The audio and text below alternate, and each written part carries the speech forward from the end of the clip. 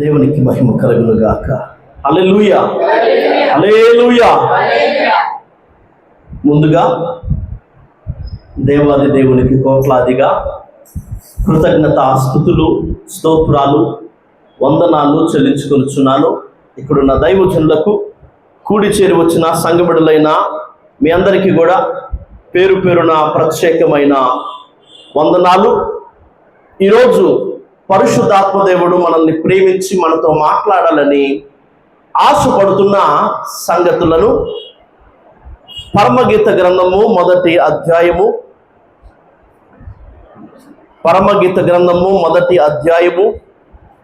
6వ వచనంలో నుంచి చూద్దామా.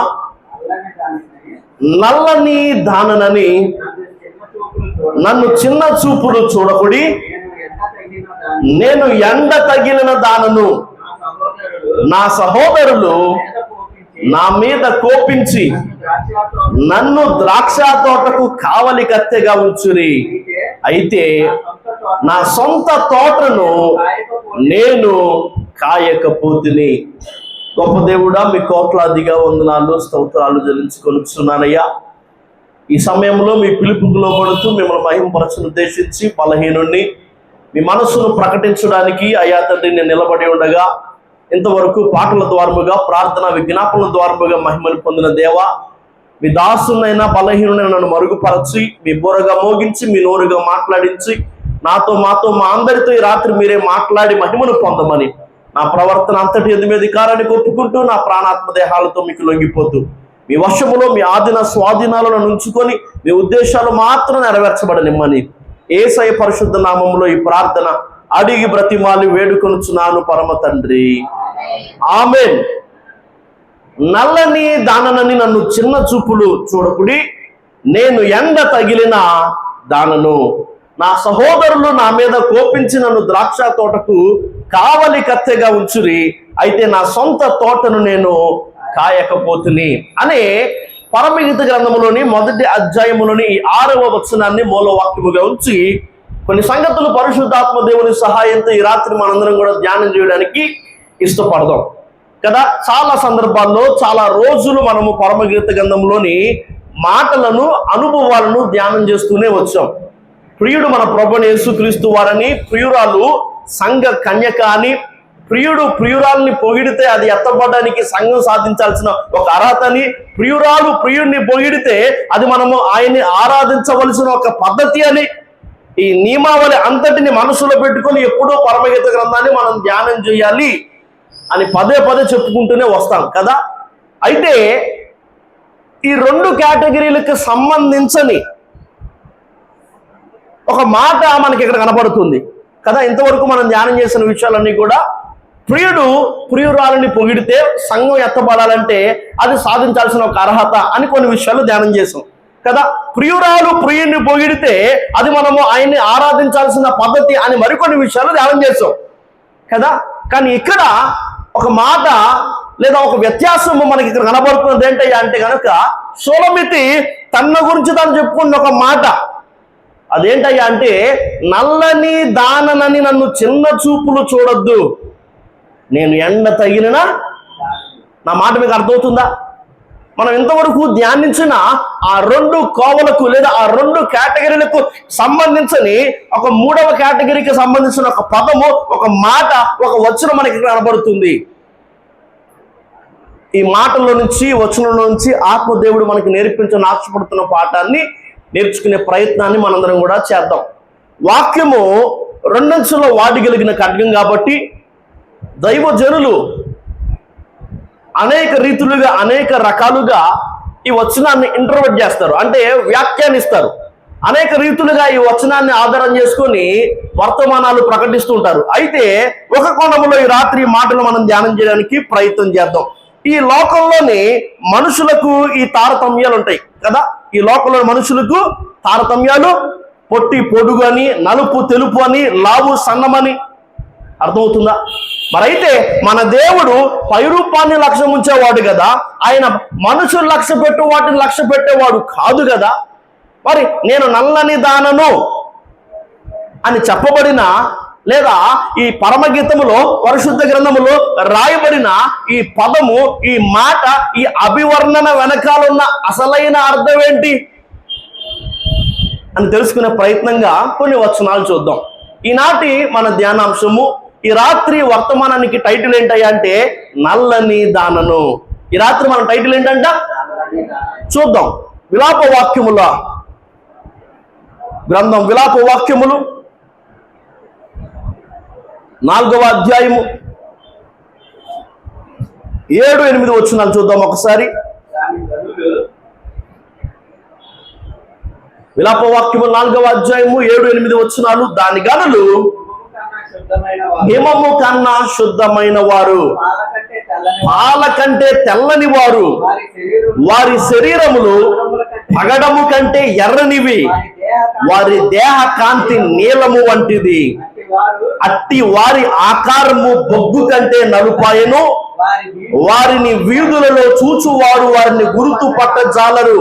వారి చర్మము వారి ఎముకలకు అంటుకొని ఉన్నది, అది ఎండి కర్ర వంటి దాయను. హిమము కన్నా శుద్ధమైన వారు, పాల కంటే తెల్లని వారు, పగడము కంటే ఎర్రనైన శరీరములు, నీలము వంటి దేహ కాంతి గల వారు ఇప్పుడు బొగ్గు కంటే నల్లగా మారిపోయారంట.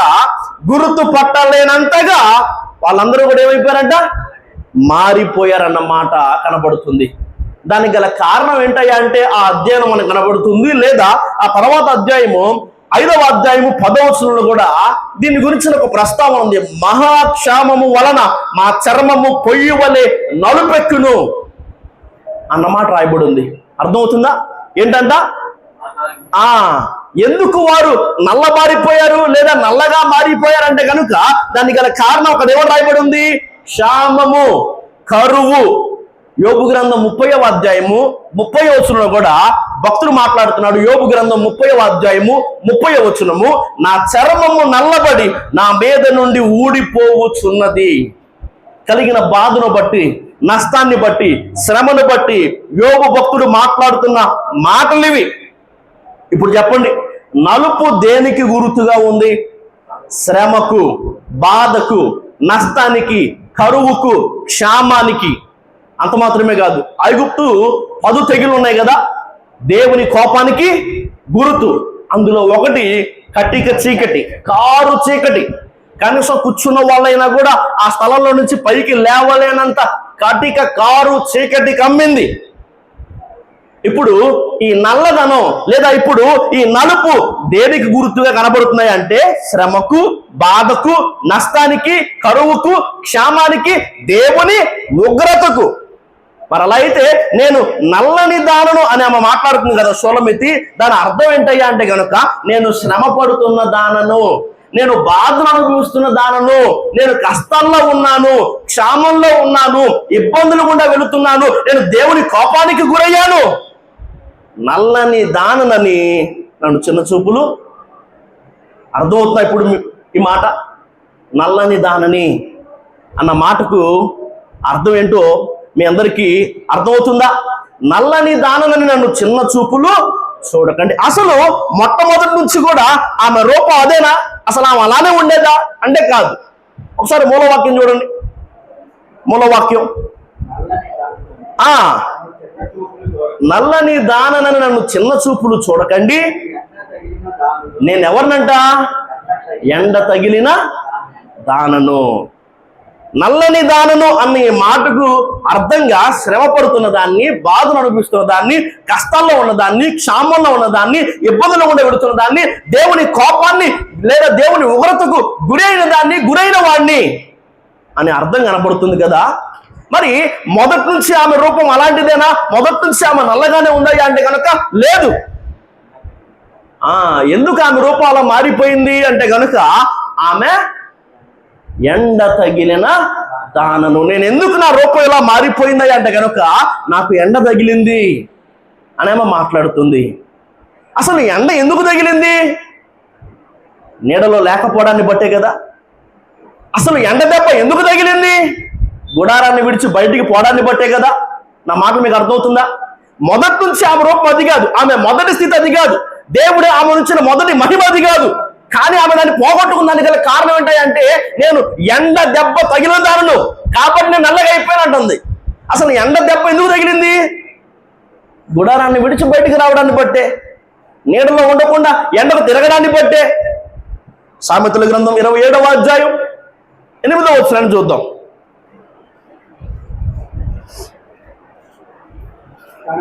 సామెతల గ్రంథం 27వ అధ్యాయం 8వ వచనం. తన ఇల్లు విడిచి తిరుగువాడు గూడు విడిచి తిరుగు పక్షితో, తన ఇల్లు విడిచి తిరుగువాడు గూడు విడిచి తిరుగు పక్షితో ఎలాంటివాడంట? సమానుడు. పక్షికి గూటిలోనే కదా భద్రత. ఎండ నుంచైనా, వాన నుంచైనా, శత్రువుల నుంచైనా కదా, దానికి క్షేమం, దానికి కాపుదల, దానికి భద్రత ఏది? ఎక్కడ? గూడే కదా. చెరిబాబు వాడు ఉన్నాడు. అది చాలా రోజుల క్రితం ₹1 2 పెట్టి కోడి పిల్ల కొనిపించా.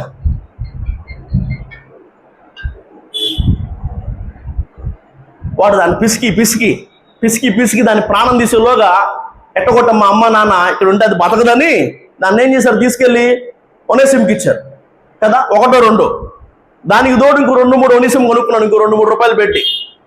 వాటన్నిటిని చక్కగా ఎక్కడ పెట్టేవాడు? షాప్ పక్కన గంపలో పెట్టేవాడు.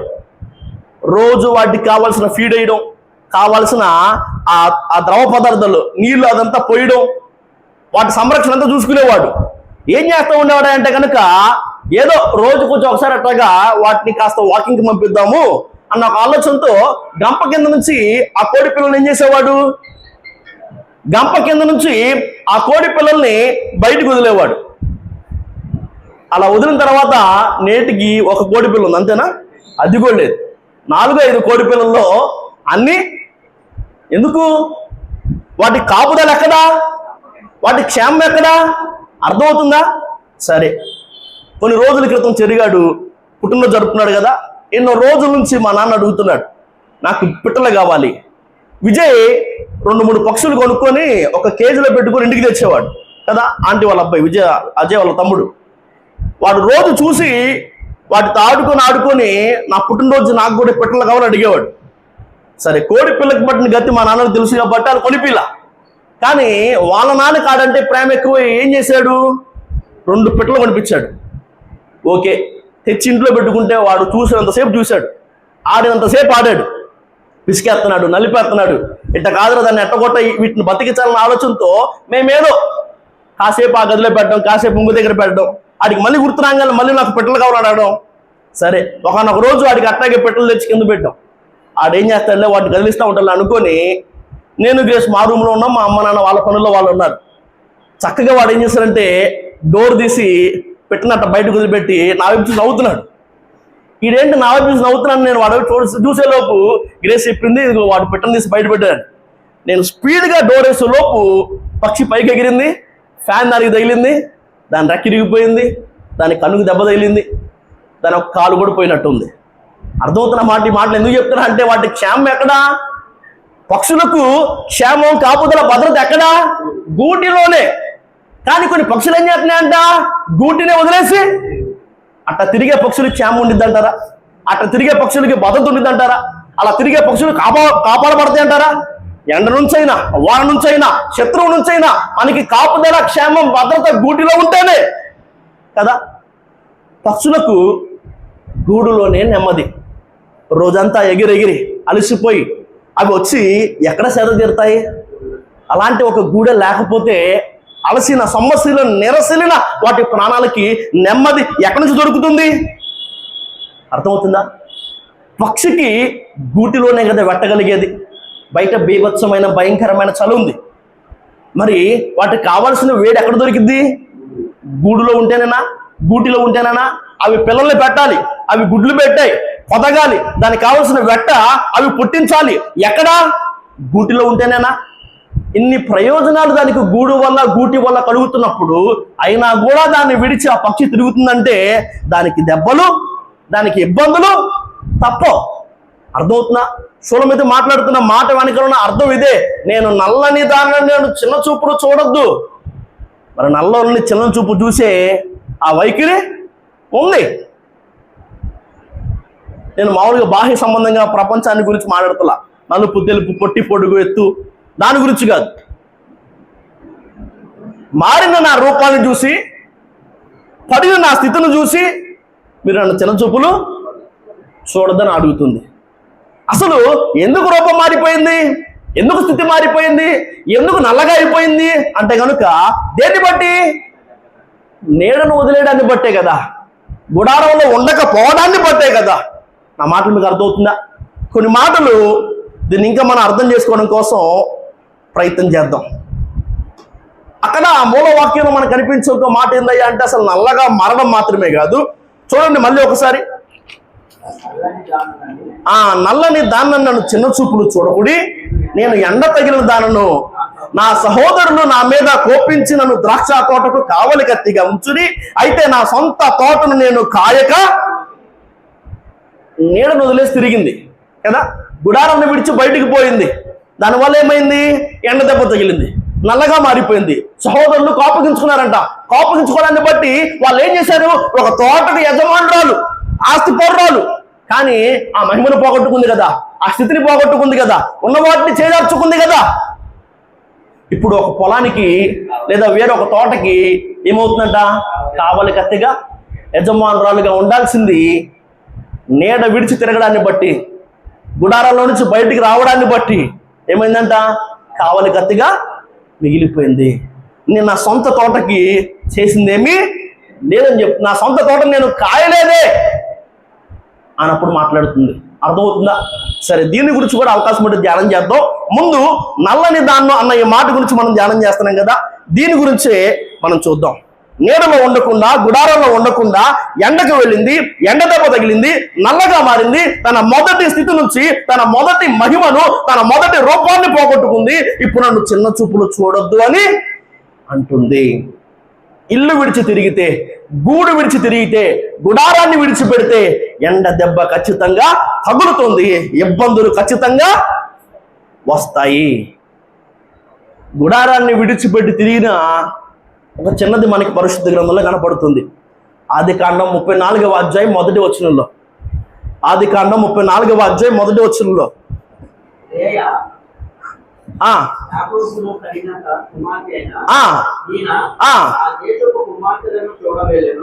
చాలు, యాకోబు కుమార్తె అయిన దీన ఏం చేసిందంట?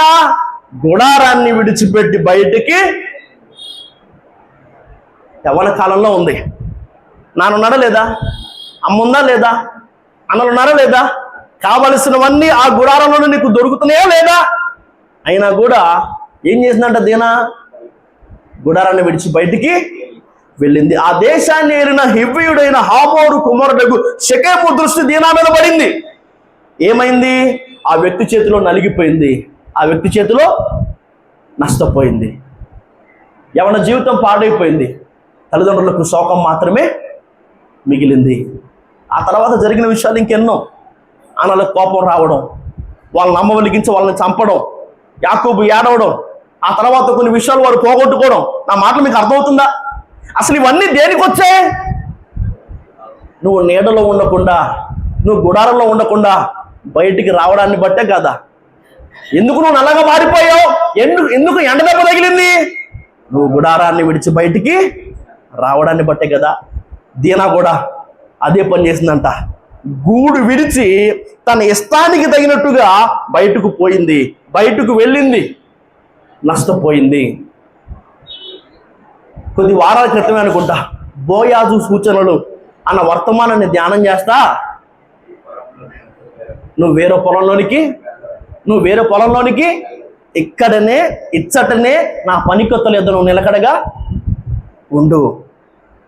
అదే రూతు గ్రంథంలో 2వ అధ్యాయం 22వ వచనంలో ఒక మాట కనపడుతుంది. వేరొక చేనిలోని వారికి నువ్వు కనపడకపోవడమే మంచిది. అదొక సలహా, అదొక సూచన. నా మాట మీకు అర్థమవుతుందా? ఇక్కడే నా పనికొత్తల యొద్ద నిలకడగా ఉండు, వేరొక పొలంలోనికి పోవద్దు అన్నది ఒక సూచన అయితే కనుక 2వ అధ్యాయం 22వ వచనం కనబడుతున్న మాట, వేరొక చేనులోని వారికి నువ్వు కనపడకపోవడమే నీకేంటంట మంచిది. ఈ నీడలో ఉండు, ఈ గుడారంలో ఉండు, ముచ్చట పుట్టించున్నది ఏది అని చాలా రోజుల క్రింద ఒక వర్తమానాన్ని ధ్యానం చేసాం ఈ పరమగీతంలోనే. షొలొమోతు యందు మీకు ముచ్చట పుట్టించున్నది ఏది అంటే దానికి సమాధానంగా చాలా విషయాలు ధ్యానం చేస్తా అదే పరమగీత గ్రంథం 2వ అధ్యాయం 3వ వచనంలో ఉన్న ఈ మాటను మనం ధ్యానం చేసాం. ఆనందభరితునై నేను అతని నీడను కూర్చుంటిని.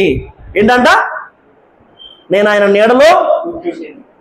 దేవునికి చాలా ఇష్టమైన ఒక అనుభవము. అయ్యా, నా యందు నీకు ముచ్చట పుట్టించున్నది ఏది అని షొలొమోతు అడిగిన ప్రశ్నకు సమాధానంగా కొన్ని అనుభవాలు మనం ధ్యానం చేస్తే అందులో మనకు కనబడిన ఒక అనుభవం ఏంటంటే ఆయన నీడలో కూర్చోవడం. 91వ కీర్తన 1వ వచనం ప్రకారముగా మహోన్నతుని చాటున నివసించువాడే సర్వశక్తిని నీడను విశ్రమించువాడు. ఆయన నీడలో ఆయన చాటున నివసించే అనుభవం మనకు ఉండాలి. అదే వర్తమానములో బండ సందుల్లో నివసించే అనుభవాన్ని గురించి కూడా మనం మాట్లాడాం. రెక్కల లేక కాదు, ఎగర లేక కాదు, మిగిలిన వాళ్ళు ఎలా లేక కాదు, అయినా కానీ ఎందుకు బండ సందుల్లోనే ఉంటున్నారయ్యా అంటే కనుక అక్కడే వాళ్ళకి క్షేమం, అక్కడే వాళ్ళకి నెమ్మది, అక్కడే వాళ్ళకి ఆరోగ్యం, అక్కడే వాళ్ళకి సమృద్ధి. అర్థమవుతుందా? నేను నల్లని దాన్ని నన్ను చిన్న చూపులు చూడొద్దు, నేను ఎండ తగిలిన దాన్ని అంటుంది. మరి ఎందుకు ఎండలోకి వెళ్ళడం? ఎందుకు నీడను విడిచిపెట్టడం? ఎందుకు గుడారంలో నుంచి బయటికి వెళ్ళడం? అర్థమవుతుందన్నమాట. గుడారమును విడిచి బయటకు వెళ్ళినందుకు నష్టపోయింది దీనా. ఈ మాటను ఒక పదంగా చెప్పాలంటే లేదా ఒక రకంగా అర్థం చేసుకోవాలంటే ఎక్కడ ఉండాలో అక్కడ ఉండకపోతే నీకు నష్టం తప్పదు. ఏంటంట? ఎక్కడ ఉండాలో నువ్వు అక్కడ ఉండకపోతే నీకు నష్టం తప్పదు. దీని ఎక్కడ ఉండాలి? గుడారంలో ఉండాలి. తండ్రి సంరక్షణలో, తల్లి పెంపకంలో, అన్నల మధ్యలో, ఆ నీడలోనే అక్కడే ఉండాలి. బయటకు వచ్చింది నష్టపోయిందా లేదా? బెత్లెహేమును విడిచిపెట్టారు. నయోమి ఎలీమెలెకుల వాళ్ళు ఎక్కడ ఉండాలి? దేవుడు వాళ్ళని నాటిన, దేవుడు వాళ్ళని ఉంచిన ఆ చోట ఉండాలి బెత్లెహేములో. ఎందుకు దాన్ని వదిలేశారు? ఎందుకు దాన్ని విడిచిపెట్టారు? నష్టపోయారు, నష్టపోలేదా? యెరూషలేమును విడిచిపెట్టి ఎరుకోకి వెళ్తాడు ఒక వ్యక్తి, దొంగల చేతికి చిక్కాడు. కొట్టి దోచుకొని కొన ప్రాణంతో రోడ్డు మీద వదిలేసి వెళ్ళిపోయారు. నష్టపోయా లేదా? అబ్రహామును విడిచిపెట్టి సొదొమ గొమొర్రాకి వెళ్ళి స్థిరపడ్డాడు లోతు. నష్టాన్ని అనుభవించాడా లేదా? తండ్రి ఇంటిని విడిచిపెట్టి దూర దేశానికి వెళ్ళిపోయాడు తప్పిపోయిన కుమారుడు. నష్టపోయాడా లేదా? అర్థమవుతున్న మాటలు. దీనా జీవితంలో జరిగిన విషయాన్ని మనం మాట్లాడుకున్నాం కదా. ఒక వ్యక్తి చేతిలో నలిగిపోయింది, నష్టపోయింది, ఏమన్నా జీవితం పాడైపోయింది. నయోమి ఎలీమెలెకుల జీవితంలో ఎలీమెలెకు చనిపోయాడు, కుమారుడు ఇద్దరు కూడా అసలు దిక్కుదోచని పరిస్థితుల్లోకి వెళ్ళిపోయింది కుటుంబం. యెరూషలేమును విడిచి ఎరుకోకు వెళ్తున్నందుకు దొంగల చేతికి చిక్కాడు ఒక వ్యక్తి. అబ్రహామును విడిచిపెట్టి సొదొమకు వెళ్ళి గుడారాన్ని వేసుకున్నందుకు తన భార్యను పోగొట్టుకున్నాడు. ఎన్నో ఇరుకుల్లో ఇబ్బందులు లోతు పడ్డాడు. అంత మాత్రమే కాదు, ఒక భ్రష్ట సంతానం ఈ లోకంలోనికి రావడానికి కూడా తెలుసో తెలియకో తన కుమార్తెల వల్ల కారకుడు అయ్యాడు. తండ్రిని వదిలేసి దూరదేశానికి వెళ్ళినందుకు తప్పిపోయిన చిన్న కుమారుడు పంది పొట్టు తినే ఆ స్థితికి దిగజారిపోయాడు. ఎందుకు నీడను విడిచిపెట్టడం? ఎందుకు ఎండలో తిరగడం? నీడలోనే, ఆయన చాటునే, గుడారంలోనే నువ్వు ఉంటే నీకు క్షేమం, నీకు ఆరోగ్యం. చాలా రకాలైన వర్తమానాలు మనం ధ్యానం చేసాం. యెహోషువ గ్రంథం 2వ అధ్యాయం 19వ వచనంలో ఈ మాటను మీకు చూపించాలని ఆశపడుతున్నాను. యెహోషువ గ్రంథం 2వ అధ్యాయం 19వ వచనంలోని మాట,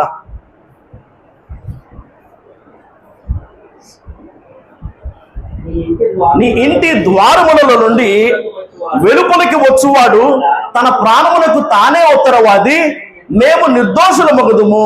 అయితే నీ యొద్ద నీ ఇంటనున్న ఎవరికే గాని ఏ అపాయమైన తగిన ఎడల దానికి మేమే ఉత్తరవాదులు. వెలుపలికి వచ్చువాడు తన ప్రాణములకు తానే ఉత్తరవాది. నీడను వదిలేసి గుడారమును విడిచిపెట్టి బయటికి పోయేవాడు, వెలుపలకు పోయేవాడు తన ప్రాణములకు తానే ఉత్తరవాది. లోపలే ఉండు, బయటికి. చాలా రోజుల క్రితం నాకు చాలా ఇష్టమైన ఒక వర్తమానం. ఒక టైం మిషన్ వేసుకొని వెనక్కి వెళ్ళి ఆదాముని కనుక మనం ఈ ప్రశ్న అడిగితే నువ్వు మాత్రం లోపలే ఉండరు, బయటికి రావద్దని చెప్తాడు. తోట లోపలే ఉండాలి. ఎర్ర తగరు దారం కట్టబడిన కిటికీ ఉన్న ఇంటి లోపలే, ద్వారబంధముల మీద రక్తపు గురుతు వేయబడిన గుమ్మముల లోపలే ఉండాలి. ఓడ లోపలే, దొడ్డి లోపలే, బోయాజు పొలము లోపలే, యెరూషలేములోనే, బెత్లెహేములోనే. అర్థమవుతుంది అన్నమాట. నీడలోనే, గుడారములోనే, లోపలే ఉండు. విడిచి వెలుపులకు వెళ్తే నష్టం. నువ్వు ఎక్కడ ఉండాలో అక్కడ ఉండకపోతే నీకు నష్టం అని చెప్పాను కదా. సంసోన్ ఎక్కడ ఉండాలి? ఫిలిష్తీయులతో యుద్ధం చేస్తూ ఉండాలి. కానీ సంసోన్ ఎక్కడున్నాడు? దెలీలా ఒడిలో ఉన్నాడు. నష్టపడే లేదా? వీరుడు, పరాక్రమవంతుడు. అసలు సంసోన్ పేరు చెప్తేనే హడలు వాళ్ళకి. అలాంటోడు ఉండాల్సిన చోట ఉండకపోవడాన్ని బట్టి గుండు గీశారు, గుడ్లు పీకేశారు, బందీగృహంలో తిరగలు విసిరేవాడిని చేశారు. అందరూ చుట్టూ చేరి వెక్కిరిస్తున్నారు, ఎగతాళి చేస్తున్నారు. దావీదు ఎక్కడుండాలి? యుద్ధ భూమిలో ఉండాలి కదా. కథన రంగంలో శత్రువు మీద కత్తి ఆడిస్తూ ఉండాలి. ఎక్కడున్నాడు? డాబా మీద ఉన్నాడు.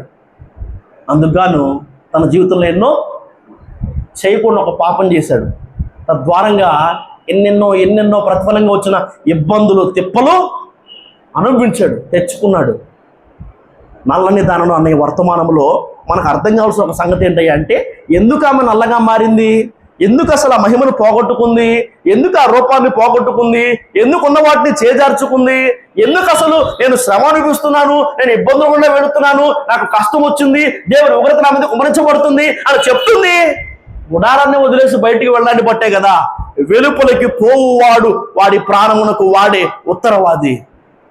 నువ్వు గూడులోనే ఉండు, దొడ్డిలోనే ఉండు, తోటలోనే ఉండు, పొలంలోనే ఉండు, సంఘ పొలంలోనే ఉండు. నీకు క్షేమం ఉంటుంది, నీకు ఆరోగ్యం ఉంటుంది, నీకు నెమ్మది ఉంటుంది, నీకు ఆశీర్వాదం కలుగుతుంది. ఎన్నో ప్రయోజనాలు మనకు చేకూరుతాయి. సమయం లేదు కాబట్టి త్వరగా తర్వాత విషయంలోకి వెళ్ళిన మాటలు ముగించాలని నేను ఆశపడుతున్నాను. ఎన్నో సందర్భాల్లో ధ్యానం చేసాం. కొందరు మానుకొనుచున్నట్టుగా సమాజముగా కూడుట మీరు మానద్దు. కూడుకొనుటలోని మేలులు. దేవుని సన్నిధి మనతో రావాలంటే మనం దేవుని సన్నిధిలో ఉండాలి. ఆశీర్వదించబడాలంటే మీరు ఉండాల్సిన స్థలము. ఇలా 1, 2 కాదు, గది అనుభవము, విడిది గది అనుభవము, గూడు అనుభవము, ఇలా ఎన్నో వర్తమానాలు ధ్యానం చేసాం. ఈ రాత్రి మరొకసారి వాటిని మీకు జ్ఞాపకం చేస్తున్నాను. నీడలో ఉంటేనే, గుడారములో ఉంటేనే, మీరు ఎక్కడ ఉండాలో అక్కడ ఉంటేనే మీకు క్షేమం. ఆదివారం మీరు ఎక్కడ ఉండాలి? శుక్ర శనివారాలు ప్రార్థన జరుగుతున్నప్పుడు మీరు ఎక్కడ ఉండాలి? యవనస్తుల కూడిక జరుగుతున్నప్పుడు, సండే స్కూల్ జరుగుతున్నప్పుడు. నా మాట మీకు అర్థమవుతుందా? ఇక్కడ మీరు లేరు అంటే ఇంకెక్కడ ఉన్నట్టే. ఇంకెక్కడో మీరు ఉన్నారంటే దేవుడికి ఇవ్వాల్సిన స్థానాన్ని మీరు వాటికి ఇచ్చినట్టే. మోషే, నువ్వు తప్పుకో, నీలో నుంచి ఒక గొప్ప జనం నేను తెస్తాను, వీళ్ళందరినీ నేను లేకుండా చేస్తానని దేవుడు అంత కోపగించడం గల కారణం ఏంటి? వాళ్ళు ఏం చేశారు? మాకు ముందు నడవడానికి ఒక దేవత కావాలని దూరం చేసుకున్నారు. ఇశ్రాయేలు సైన్యానికి ముందు నడిచేది ఎవరు? దేవుడు. ఆ మొదటి స్థానం, ఆ ముందు స్థానం దేవుని అయితే ఆ స్థానంలో ఇంకేదో పెట్టడాన్ని బట్టి దేవుని కోపం వచ్చింది కదా. వారానికి 7 రోజులు. మొదటి రోజు ఏ రోజు కదా? అది ఎవరిది? నా మాట మీకు అర్థమవుతుందా? అసలు మీరు దేవుడితో సమయాన్ని గడిపే ఆ సమయం చాలా కొంచెమే. అసలు కొన్ని సంఘాల్లో కానీ, కొన్ని చోట్ల కానీ, కొందరు వ్యక్తుల విశ్వాసాలు చూస్తే కనుక రోజు మొత్తం గంటల తరబడి వారు దేవుడితోనే, దేవుడి సన్నిధిలోనే సమయాన్ని గడుపుతూ ఉంటే మనకి జరిగే ప్రార్థనలు శుక్రవారం, శనివారం, ఆదివారం, 2వ బుధవారం, 1వ తారీఖు కదా, ఆఖరి మంగళవారం అంకుల ఇంట్లో, లేకపోతే ఇంకెక్కడైనా మధ్యలో ఇంకేమైనా కుడికలు వస్తే ఆ చోట కదా. సరే, ప్రతిరోజు జరిగే లేదా ప్రతి వారం క్రమంగా జరిగే కూడికలు ఏంటి? శుక్రవారం, శనివారం, ఆదివారం. శుక్రవారం ఎప్పుడు జరిగిద్ది? 7:30 నుంచి 9:30 దాకా. ఎన్ని గంటలు? రోజుకి ఎన్ని గంటలు? అసలు 24 గంటల్లో 2 గంటలు, అది కూడా వారం మొత్తం కాదు, వారానికి 2 రోజులు. అందులో మీరు వచ్చేది 8:30కి, అంటే గంట. ఆ గంట రావడానికి కూడా బాధపడే వాళ్ళు ఉంటారు. శుక్రవారం వచ్చాం కాబట్టి శనివారం వద్దనుకునే వాళ్ళు, శనివారం వచ్చాం కాబట్టి ఆదివారం రావద్దులే పర్వాలేదని అనుకునే వాళ్ళు. ఆదివారం జరిగిద్ది. అందులో కూడా మనం లాస్ట్ పావుగంట, లాస్ట్ అరగంట. నా మాట మీకు అర్థమవుతుందా? కూడుకోవడంలో ఎన్నో మేళ్ళు ఉన్నాయి. అసలు దేవుడు ఈ వ్యవస్థను లేదా ఈ అనుభవాన్ని ఉంచిందే కదా ఆశీర్వదించబడ్డానికి. నువ్వు ఇక్కడ లేకపోతే, నువ్వు దీన్ని వదిలేసి బయట తిరుగుతానంటే ఎండ దెబ్బ తగలదా? ఇబ్బందులు రావా? ఆరోగ్యం పాడు కాదా? నేను నల్లదాన్ని అని నన్ను చిన్న చూపులు చూడొద్దు. నాకు కష్టం వచ్చిందని, నాకు ఇబ్బంది వచ్చిందని, నాకు శ్రమ వచ్చిందని, నేను దేవుడు ఉగ్రత గురవుతున్నానని, నా ఆరోగ్యం పాడైందని నన్ను చిన్న చూపులు చూడొద్దు. సరే చూడరు, మరి ఎందుకు ఆరోగ్యాన్ని పాడు చేసుకోవడం? ఎందుకు ఆయన ఇచ్చిన మహిమలు పోగొట్టుకోవడం? ఎందుకు ఆయన ఇచ్చిన స్థితిని కాక కిందకి జారిపోవడం? నీడలోనే ఉండొచ్చు కదా, గుడారంలోనే ఉండొచ్చు కదా. అర్థమవుతుందా నా మాట? అర్థమవుతున్న మాట చూద్దాం. మొదటి అర్థం మీకు ఏమని చెప్పాను అంటే కనుక సమయం అయిపోయింది కనుక మాటలు ముగిస్తున్నాను. మొదటి అర్థం ఏమని చెప్పాను? నువ్వు ఎక్కడ ఉండాలో అక్కడికి పోతే, అక్కడ ఉండకపోతే నీకు నష్టం. నువ్వు నీడలో ఉండకపోవడాన్ని బట్టి, గుడారాన్ని విడిచి బయటికి రావడాన్ని బట్టి నీకు నష్టం, ఇబ్బంది కదా. దీనాన్ని ఉదాహరణగా తీసుకొని గుడారాన్ని దాటి బయటికి రావడాన్ని బట్టి ఆమె జీవితంలో ఆ నష్టం చూసాం. ఇంకా చాలా మంది గురించి మాట్లాడుకుంటూ వచ్చాం. రెండవ అర్థం, దేవుడు నిన్ను ఉంచిన ఆ హద్దుల్లో నువ్వు ఉంటేనే నీకు క్షేమం. నువ్వు ఎక్కడ ఉండాలో అక్కడ ఉండకపోతే ఇబ్బందులు తప్పవు అన్నది మొదటి అర్థం. అయితే కనుక దేవుడు గీసిన సరిహద్దులను చూసారా, నువ్వు ఆ హద్దు దాటకపోవడమే, నువ్వు ఆ హద్దుల్లో ఉండడమే నీకు క్షేమం. చాలా రోజుల క్రితం ఒక వర్తమానం ధ్యానం చేసాం. ఎవరస్తులు కుడికిలు అనుకుంటా. నీ సరిహద్దుల్లో క్షేమం ఉండాలంటే నువ్వు నీ హద్దుల్లో ఉండాలని. ఏంటి? నీ సరిహద్దుల్లో, నీ కుటుంబంలో, నీ జీవితంలో, నీ గుమ్మములో, ఈ దేశములో, నీ ఇంటిలో క్షేమం ఉండాలంటే నువ్వు నీ హద్దుల్లో ఉండాలి. చాలా రకాలైన వ్యత్యాసాలు, విషయాల గురించి ఆ రోజు మాట్లాడుకున్నాం. టైం లేదు కాబట్టి నా మాటలు ముగిస్తున్నాను. నల్లని దానను అనే వర్తమానంలో నీడను విడిచి, గుడారాన్ని విడిచి, సంఘాన్ని విడిచి, గూటిని విడిచి, దొడ్డిని విడిచి, తోటను విడిచి, బోయాజు పొలమును విడిచి, యెరూషలేమును విడిచి, బెత్లెహేమును విడిచి బయటికి వెళ్ళినందుకే కొందరు ఇబ్బంది పడ్డారు. మీరు ఇబ్బంది పడకూడదంటే నీడలోనే, ఆయన రెక్కల నీడలోనే, ఆయన సిలువ చాటునే, ఆయన మిమ్మల్ని నాటిన చోటనే ఉండండి. గుడారాన్ని దాటి బయటికి పోవద్దు కదా. రెండవ ఒక స్త్రీని కూడా చూపించిన మాటలు ముగిస్తాను. రెండవ ఒక స్త్రీ, అమ్మా నాన్న లేరు, అన్నదమ్ములు లేరు, అయిన వాళ్ళు కూడా, కానీ ఒకడే అన్న తండ్రిగా మారాడు. ఆలన పాలన, యోగక్షేమాలు, మంచి చెడ్డలు అన్నీ కూడా తానే చూసుకుంటున్నాడు. ఎవరు? మొర్దుకై కదా. ఎస్తేరు, మొర్దుకై మాటను జవదాట్లేదు. ఎస్తేరు చివరి దాకా కూడా ఆ గుడారాన్ని, ఆ మొర్దుకై సంరక్షణను వద్దనుకొని, కాదనుకొని బయటికి పోలేదు. దీన ఏమో నాన్నున్నా, అమ్మున్నా, అన్నదమ్ములున్నా అన్నీ అక్కడికే వస్తున్నా కూడా గుడారాన్ని విడిచి బయటికి వెళ్ళి నష్టపోయింది కదా. ఎస్తేరు అమ్మా నాన్న లేకపోయినా, అన్నదమ్ములు అక్క చెల్లెలు లేకపోయినా, అయిన వారు లేకపోయినా, అన్నీ మొర్దుకై తానే అవి పెంచుతుంటే ఆ ఒక్కడి మాటకు లోబడుతూనే, ఆ ఒక్కడి సంరక్షణలోనే, ఆ గుడారంలోనే చివరి దాకా ఉంది. ఇంపైన చిన్నది అని ఒక వర్తమానం ధ్యానం చేశాం. ఆమె జీవితం అందరికీ ఇంపుగా ఉందంట. ఎందుకు? చివరి దాకా ఆ సంరక్షణలోనే, ఆ నడిపింపులోనే, మొర్దుకై గుడారంలోనే ఉండడాన్ని బట్టి, దానికి వల్ల ఆమె కలిగిన ఒక ప్రయోజనం ఏంటయ్యా అంటే, గుడారంలో నుంచి ఎక్కడికి వెళ్ళింది? అంతఃపురంలోనికి వెళ్ళింది. 127 సంస్థానాలకు రాణి కాగలిగింది. నువ్వు గుడారాన్ని విడిచిపెట్టకుండా ఉండగలిగితే, ఇదే నీడలో దేవుడు నిన్ను ఉండమన్నా, దేవుడు నిన్ను నాటినా, ఇదే చోట, ఇదే సంఘములో చివరి వరకు నువ్వు నిలకడగా ఉండగలిగితే నువ్వు కూడా దీవించబడతావు. నువ్వు కూడా ఆయన దృష్టికి ఇంపైన దానిగా, ఒకవేళ నువ్వు బయటికి వెళ్ళిన దానివైనా, ఎండ దెబ్బ తగలడాన్ని బట్టి నువ్వు నల్లగా మారిన దానివైనా కూడా నువ్వు ఏం చేస్తే నీ రూపం మారిపోద్ది? మళ్ళీ చెప్పాలి. నువ్వు నీడను వదిలేసావు, నువ్వు సంఘాన్ని వదిలేసుకున్నావు, నువ్వు గుడారాన్ని వద్దనుకుని బయటికి వెళ్ళావు, ఎండ దెబ్బ తగిలింది కదా.